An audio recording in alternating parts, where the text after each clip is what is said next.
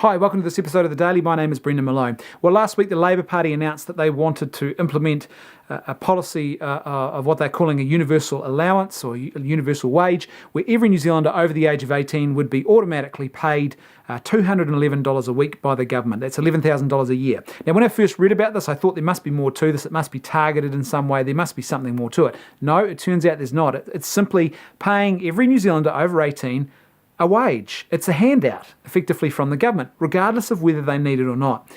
Now, I got some problems with this. First of all, it's going to cost a lot of money to actually fund this. According to the figures that John Key has talked about, it will cost about $38 billion to actually fund this scheme.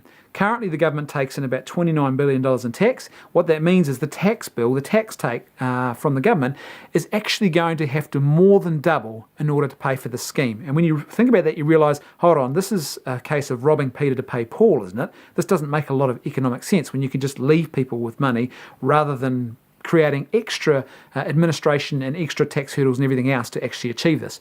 Secondly, I think this is wasteful because it's not targeted in any way. Why does a person who is earning $200,000, $300,000 a year need $211 a week from the government? They don't. They simply don't. And so this is actually a really wasteful scheme. It's not targeting to need, it's just handing out money.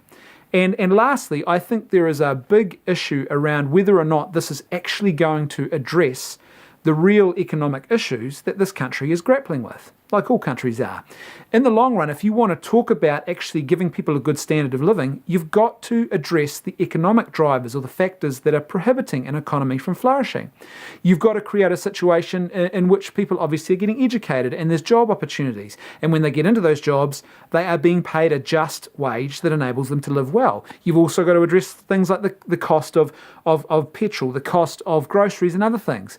Now, handing out $211 a week of money you've collected from the citizens and then giving back to them isn't actually addressing any of those problems. And it creates a situation where sooner or later you could end up with the really problematic situation of that money just simply running out because the economy dries up and there isn't that money for people to give to the government anymore, and so they can't afford to pay for the scheme. So it just doesn't seem to make any sense to me. I'm a firm believer that if you are going to give people money or someone is going to earn a wage, that they actually either have to have a need, so that the money has to be targeted to a genuine need that they have, or they have to have actually done something to earn that money. I don't think just giving out free money is good for anybody. If you want to fix a broken welfare system, fix it. If you want to fix an economy that you think is not functioning properly, fix the economy. But simply handing out $211 a week, giving everyone effectively a benefit payment in this country, just seems wasteful, and it does not seem very well thought out at all. Thanks for watching. I'll see you tomorrow on The Daily.